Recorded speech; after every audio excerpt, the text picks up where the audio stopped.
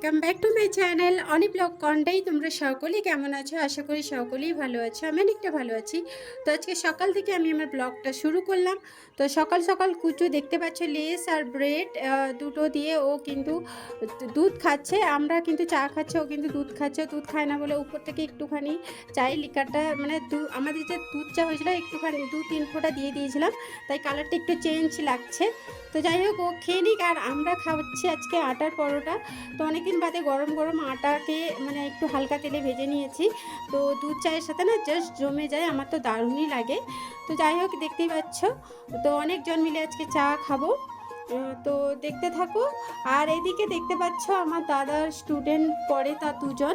তার বাড়িতে বাগদা চাষ হয় প্রত্যেক বছর, কিন্তু আমাদের বাড়িতে এই বাগদা দেয়, তার স্যারকেই দেয়, আমাদের জন্যও দেয়। তো দেখিয়ে দিলাম বেশ বড় বড় সাইজের বাগদাগুলো, প্রত্যেক বছরই দেয়। তো যাই হোক, ওটা আজকে আর রান্না করা হবে না, ওটা আমি একটু ফ্রিজে স্টোর করে দিব। এখন বাকি যে মাছগুলো আছে ওইগুলো শকুন্তলা দিদি কেটে ফেলবে। সেখানে দেখো মাছের পাহাড়া দিতে কে এসছে। তো দেখতে পাচ্ছ মেয়াও মেয়াও করছে, এই যে বিড়াল চলে এসছে, নোনা মাছের গন্ধ পেয়েছে না, তাই চলে এসছে। আর মাছিগুলোও চলে এসছে, দেখতেই পাচ্ছ। তো মাছ অলরেডি মানে কাটাকুটি হয়ে গেছে, আর পাক্তাটা কাটা হয়নি, ওটা ফ্রিজে রাখা হয়েছে। তো ফাইনালি মাছ ধোয়া হয়ে গেছে, অনেকদিন বাদে এই পমফ্রেট মাছগুলো পেয়েছে, যেহেতু এখন নোনা মাছ পাওয়াই যাচ্ছে না, তোমরা তো সকলেই জানো। তাও তার মধ্যে ছোটো ছোটো সাইজে পেয়েছে। আর এই কাতলা মাছের মাথাটা ফ্রিজে অনেক দিন ধরে ছিল, ওটা রান্না হবে তাই বার করা হয়েছে। কীভাবে তাকিয়েছে দেখো মাছের মাথাটা ট্যাপ ট্যাপ করে। তো দেখো প্রায় 2-3 বছর পরে আমার বাড়িতে এই যে আমরা এসছে, আমরা খেতে না জাস্ট দারুণ লাগে, মানে টক রান্না হয়, চাটনি হয়। তো এটা কারা কারা চেনো এই আমড়াটা অবশ্যই কমেন্ট করে জানিও, আমরা কিন্তু আমরা বলে থাকি। হ্যালো ফ্রেন্ডস, ফাইনালি আমি ক্যামেরার সামনে এলাম। তো এখন দেখতে পাচ্ছ 9টা বাজতে মাত্র 5 মিনিট বাকি আছে, 5-7 মিনিট। তো আমি একটু যাব সেন্ট্রালে, কারণ আমার ইমার্জেন্সি দরকার আছে। তো বর্তমানে আমি চা পরোটা খেয়ে নিয়েছি, আর প্রচণ্ড পরিমাণে গরম। তো ঝটপট করে আমি রেডি হয়ে তারপরে এসেছি ক্যামেরার সামনে। তো আমার মানে সেন্টারে যাব, জিনিসটা নেবো, দেন আমার বাড়ি চলে আসবো। সো চলো আমি একদম রেডি হয়ে যাই, তারপরে আসছি কথা বলতে। তো দেখতে থাকো অ্যান্ড সঙ্গে থাকো। যাই হয়ে যাক না কেন, রোদে তো আমার কিছুতেই বেরোতে ইচ্ছে করে না, শুধু ইমার্জেন্সি লাগবে তাই আমি দরকারে বেরিয়েছি। আর রোদে বেরোতেই আমার কিন্তু প্রচণ্ড পরিমাণে ভয় লাগে, আর প্রচণ্ড রোদ ফ্রেন্ডস, কী আর বলবো। দেখতে পাচ্ছ সানগ্লাস, ছাতা সব কিছুই নিয়ে নিয়েছি, টোটো পেলেই উঠে পড়বো। ফাইনালি আমি সেই জায়গায় চলে এসেছি যেখানে আসার কথা। দোকান বন্ধ, দোকান একটু বাদে খুলে গেছিলো। তো আমি নিয়ে এই যে আসার পথে একটু আমি টেস্টিতে গেছিলাম, এখান থেকে আমি অনেক কিছু খাবার নিয়ে চলে এসেছি। যেহেতু কুচু আমার সঙ্গে যাবে বলছিল, আমি ওকে নিয়ে যাইনি কারণ এত রোদ। তাই দেখো এই যে স্প্রিং রোল, পিৎজা, তার জন্য ললিপপ, আরও অনেক কিছু আছে। তো সেগুলো আমি একটু একটু প্যাকেট খুলে তোমাদের দেখাচ্ছি। কুচু তো ভীষণ আনন্দ পাচ্ছে, এই যে দেখতে পাচ্ছ লাফাচ্ছে। কি খাবি তুই, কি খাবি? ললিপপ, এতে ললিপপ আছে তুই জানিস? একদম শিওর তোর জন্য? ঠিক আছে, দাঁড়া খুলে দিই একটুখানি। দেখবে হাই করে দে সবাইকে, বলে সবাই কেমন আছো? তুই ভালো আছিস? তুই কেমন আছিস জিজ্ঞেস করছে, তুই কেমন আছিস বলে দে। ভালো আছিস? ঠিক আছে। সো ফ্রেন্ডস, এই যে বসে গেছে একদম গুড বয় হয়ে। তো যাই হোক, ওর ললিপপ আর বাটিতে একটু সস কেটে দিতে হবে, ও কিন্তু খাবে খুব তৃপ্তি করে। তো এইরকম ললিপপগুলো আমার ঠিক পছন্দ নয়। রেস্টুরেন্টে যেভাবে পুরো চিকেন দিয়ে কভার থাকে, এই সবতে কিন্তু চিকেন খুবই কম থাকে। তো পিৎজাটা দেখতেই পাচ্ছ, চিকেন পিৎজা বেশ দারুণ, খেতেও দারুণ ছিল, টাটকা টাটকা ছিল। আর এখানে স্প্রিং রোল আছে, তো আমি সবাইকে দিয়ে দিব। আমি যেহেতু স্নান করিনি, তাই আমি স্নান করে ভাবছি এখন খাবো, নচেন রেখে দিব, বিকালে খেয়ে নিব।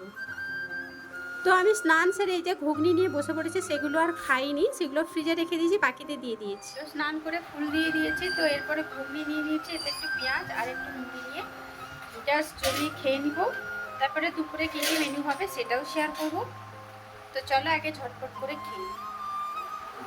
আর আমি যে পুজো দিয়েছি একটুখানি দেখিয়ে দিচ্ছি। দেখতে পাচ্ছ ফ্রেন্ডস, এই যে আমি ঠাকুরকে ফুল দিয়ে দিয়েছি। তো ফুল দেওয়ার পরে আমি কিন্তু খাই।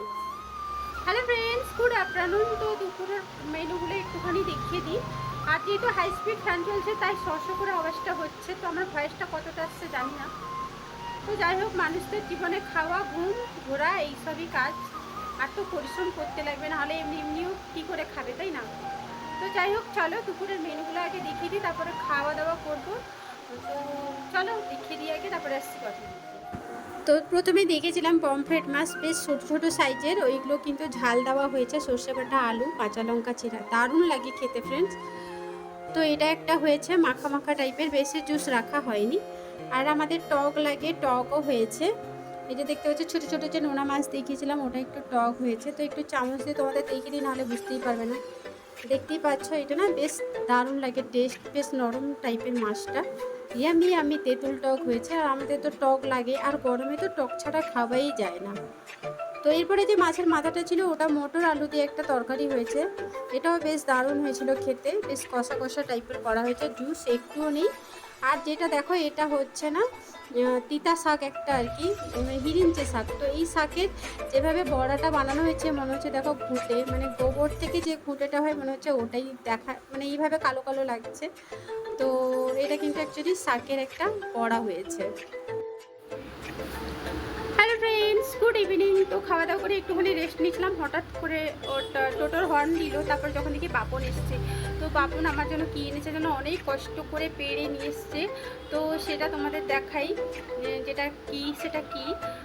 তো আগে দেখাই, তারপরে আসছি কথা।